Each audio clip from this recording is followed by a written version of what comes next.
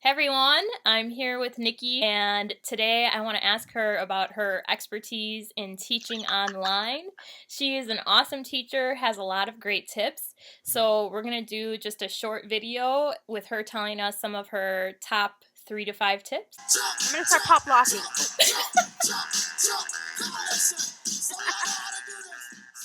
How did you start teaching online and everything? Actually, I started teaching online in 2013. Okay. By profession, I'm a mergers and acquisitions analyst. I work for a healthcare investment bank, and I was kind of bored on the weekends, so I started with TutorABC actually in Yeah. 2013, Yeah. and then I got my TESOL and everything because I really enjoyed teaching. Yeah. So then I started getting offers from other schools. So I kind of transitioned from Tutor ABC to those until I started teaching for VIPKID. And I was still working as an analyst at this point, but then I had my third child. So then I told my boss, I'm like, listen, it's really hard. I told him that I'm gonna quit, but he asked me if I can work part-time, so which I did. I said, okay, I can come in, twice a week and then work from home 3 days a week. So that's Yeah. what I did. Okay. And then from there, I started teaching more for VIPKID, and then I got another offer from Tutor ABC to reteach. So I said, you know what, I'm gonna do it because they have hours all throughout the day. Yeah. So I that's what know. I did. I hope you don't mind.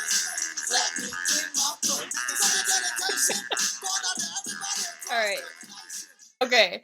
So, what's like the number one thing that you could suggest to a teacher to captivate the student? TPR, Okay. total physical response. Okay. And TPR all the way. how do you captivate kids with that? You got to remember a lot of these young kids, right? Mhm. Depending on their personality, depending on their age, you have to be able to kind of show them what you're trying to say. You have to be able to demonstrate what you want them to do. So, for example, if you want the student to circle, you can't just say, "Nikki, circle." Right. No, you have to show them how to Right. circle. Right. You have to show them how to draw a line. Yeah. Or if, let's say, for example, you're asking them a question, you can't just say, "What do you see?" Mhm. You have to use TPR. What do you see? And you have to tell them how to answer by using TPR. You can't just tell them, "Nikki, can you say I see a cow?" You got to show it to them. I see a cow. Moo. So you have to be animated. You have to be animated. You have to use TPR, and you have to make sure that they are responding and they are copying, because if they're not responding or if they're not copying whatever you're doing, then it's not TPR. These are Okay. just gestures. Are there moments or times when you have students that don't respond to it? And if Oh so, yeah. what do you do? How do you get them to I respond? keep telling I keep saying their name. I keep telling them to hello, hello, hello, and then I keep saying their name, "Nikki! Nikki!" And then I'll show them my stuffed toy. "Nikki, hello." And do they warm up after that? Oh yeah. They Or think I'm crazy. Well, or else, or sometimes I kind of show them I show them like toys. okay. I show them toys, and then I tell them that if they do a great job, I would show them my classroom. And then they kind of get excited after that. And Okay. they start participating. Good. That's awesome. So then with TPR, you use this with all age levels, or when do you decide to use it? Usually I use it for all all ages, all levels. But again, depending on what level, because if, let's say, for example, it's like a teenager, Yeah. right? I would kind of just like have a conversation with them. Like normally if they're like 12 and above, and if they're kind of advanced, Mhm. then I would just have a conversation. But I would dramatize some words like, big, Yeah.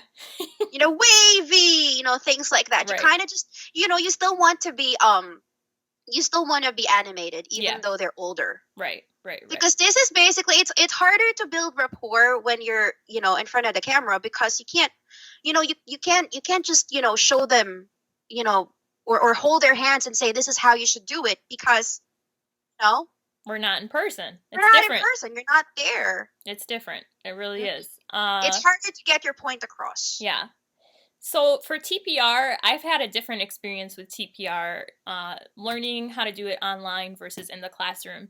My experience was in middle school for the most part.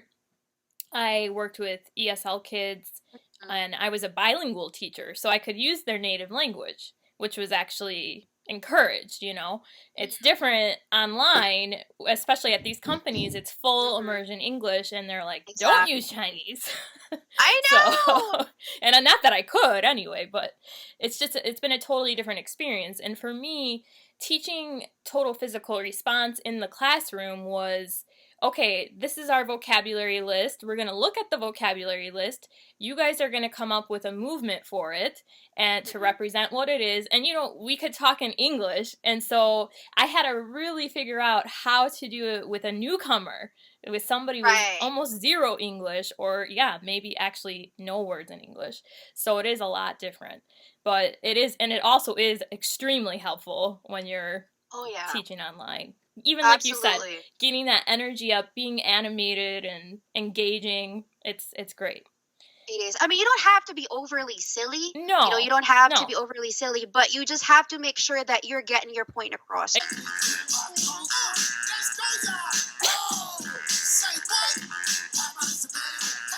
I hope you don't mind. Very, very important to model. Yes. You know, it's, you know, I do, we do, you do. Yes, model. yes. So, I'm glad you brought up modeling, because I think there's a misconception with giving kids answers when you're actually modeling, and people think, well, I'm not just going to give them the information, but when it comes to language learning, you actually do have to. You do have to give them the information. They have no idea. And I think, especially if you've never learned another language, you might think it's your perception is a lot different when it comes to that. So can you give me an example of modeling? What, you know, how do you do it, and what does that mean? So, for example, you're trying to have the student like circle. So, for example, I have a horse, right? Okay.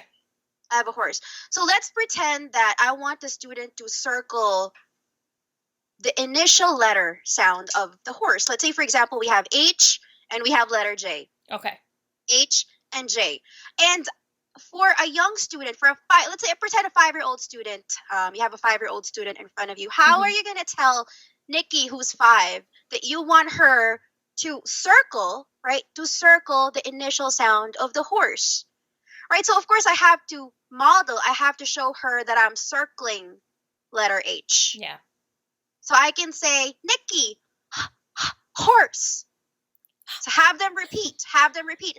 Another thing that's super, super important is to have the student repeat. Yes. And this is the only way they're going to remember the vocabulary. You need to have them repeat. So you can say, horse. Horse. Right. And then you can scribble the letter H. Okay. Scribble the letter H on top. Nikki. Nikki, circle.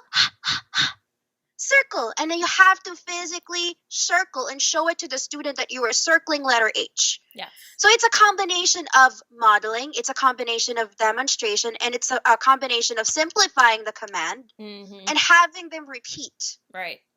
So it's a combination of different techniques in order for you to get your point across by not using a lot of incidental language. Okay. All right. Great. Love it. So we've talked about 2 different strategies, and these strategies not only teach the student, but they make your students more comfortable. Exactly. And that's how you're going to get a better rating too, because they're enjoying your class, because they're understanding what's going on. They're not overwhelmed. Yeah. You know, they're not overwhelmed. They don't feel like I'm in a classroom. They feel like they're talking to a friend. Yep. Okay, so what else do you have for us?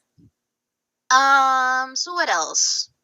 Well, I kind of encourage, like in my classroom, I know we don't necessarily need to have a reward system, right? We don't really need that. But if I have like a younger student, Mm-hmm. sometimes I kind of encourage them by giving them a reward. Yeah.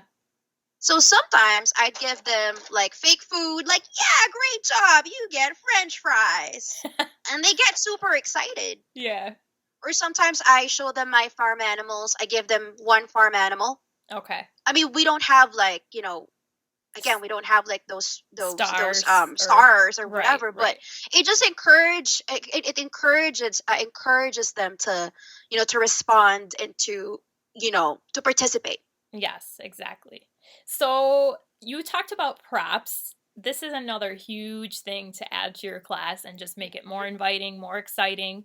You said, I saw a comment on one of the Tutor ABC Facebook groups.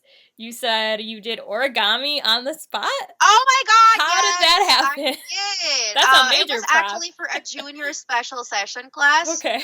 It was for a junior special session class. It was actually the first time I've ever done something like that. So, the actual lesson is to how to make an origami book. I'm sorry, a hedgehog bookmark. Okay. So I had to buy a bunch of origami paper, and then I had to buy a glue stick. Look, I still have the glue stick. I have the glue stick.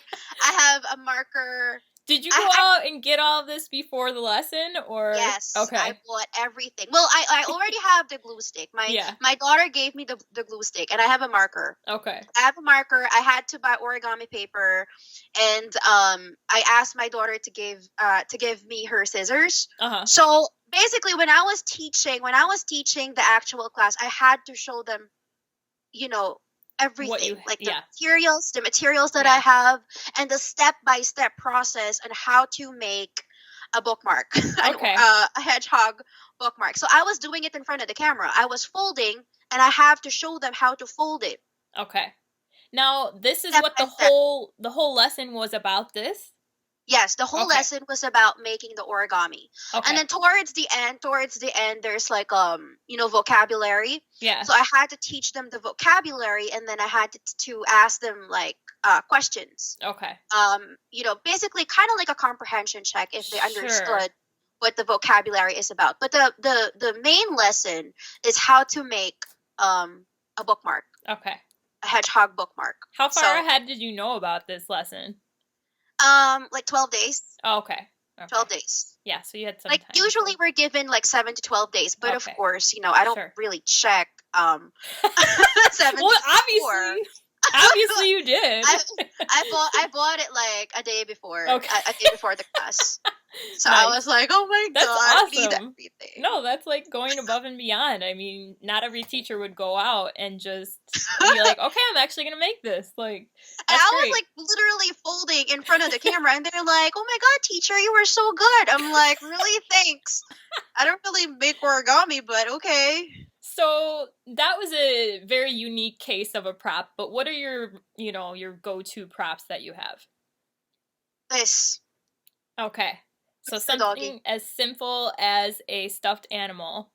Yes, and the reason why is because, especially for younger kids, Yeah. it is harder to encourage them to have a conversation, Mhm. right? It's harder to Mhm. encourage them to have a conversation. Normally, they would parrot everything. Right. They would repeat everything that you say, but they don't necessarily know what it means. Right. Like, why am I Exactly. saying this? Why am I Yep. saying I see a dog or whatever? But they don't know what it means. But if you use like a puppet or a stuffed toy and kind of show them that you're having a conversation, what do you see? I see a pig. Oink, oink. So they kind of have an idea of what you want them to do. So Yeah. when you ask them the question, now again, pair it with TPR, what do you see? Yeah. So they know that what they needed to do is to tell you what the TPR is for I see a pig, as opposed to just saying, what do you see? Yep. Exactly. Okay. Very nice. So we talked about props, we talked about modeling, TPR. Anything else you want to add? What else? Can't think of anything else. That's okay. We said 3 to 5 tips. I think you gave some awesome ideas. So, I mean, on a regular basis, you're pretty much getting 10s from these kids, 10s and 9s. So far, yeah, like mostly tens. Like right now, hold on, let me take a look at my feedback. I mean, normally I'd get tens and then some nines. Because you got to remember, I do special sessions, so I have a lot of tens and nines and some eights. Okay. Because you can't please everybody Of in course. special sessions. So right now I have 481 tens. Okay. Yeah, 481 tens, 152 nines, and 12 eights. Okay. All right. So nice. Oh, that's awesome. But mostly 10 from juniors because they basically they think I'm 15 years old. So right. They're like, teacher, how old were you when you had your first kid? Were you 10? I'm like, no. It's hilarious. Oh my gosh. All right, that's awesome. So thank you so much for sharing all these valuable tips. I cannot wait to share this video with everybody. Even this video would be great for VIPKID too, I think. So yeah. Awesome. And thank you so much for having me. Yeah, it's been fun. Everybody jump, jump, jump, jump, jump, jump, jump. Everybody jump, jump.